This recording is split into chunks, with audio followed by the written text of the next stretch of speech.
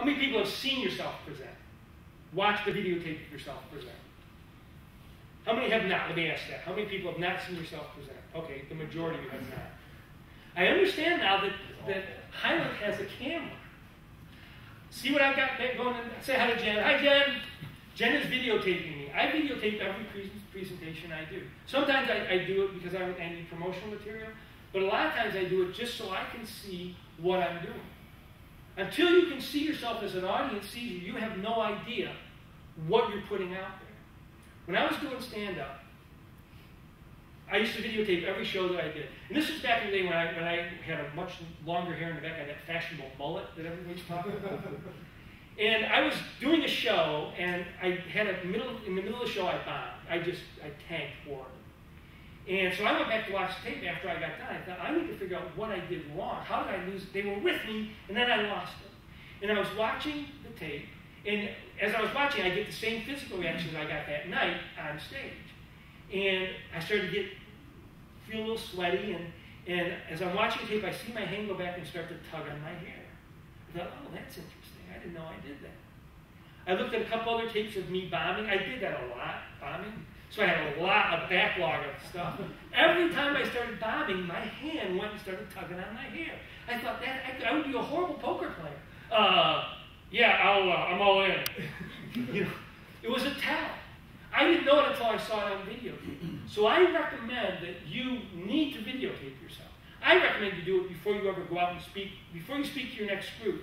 Come in this room or come into a conference room or do it at home. Set up a video camera and do your presentation as if you're doing it to a group of people. And then go back and watch it. And see if you have audible pauses. See if you dance around a lot. See if you have aimless wandering. See if you're tugging on your mullet. Well, I guess we don't have any mullets. See if you're pulling on your hair. You're going to see things that you don't even realize you're doing until you see it on videotape. The thing is, videotape it, then you have to watch it. It's one thing to videotape it, it's another thing to sit down and go, okay, I'm going to watch this painful exhibition. You want to give a lot of time and attention to your opening piece and your closing piece. The other thing is you want to have both of those things memorized.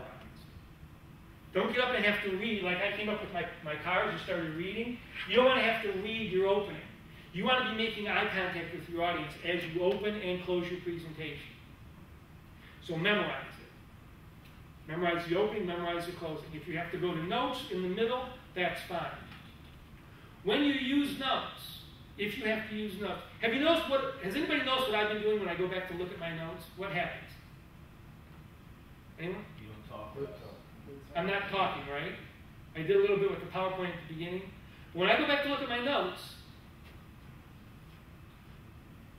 I'm just going to be quiet, and then I'm going to come back here.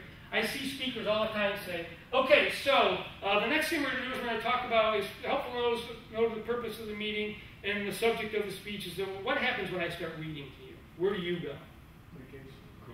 Kroger, right? I saw you in the milk aisle. There's nothing wrong with taking a break, looking at your notes, coming back. It feels long to you. And as a speaker, when you're first doing it, as speakers, we have a tendency to want to fill every second. We don't want there to be any silence in the room. You don't need to do that. And actually, when you learn to enjoy the silence and to look at your notes or whatever you have to do and have it be quiet for a second, it's really kind of cool because you start to control the room a little bit. And if you're like me, if you're a control freak, that's the best thing. Because people are waiting to hear what you're going to say next, rather than drifting off. I don't do it just for the control freak aspect, but I do it because it's good presentation. So, if you have to take a moment to look at your notes, go ahead and stop. If you have note cards,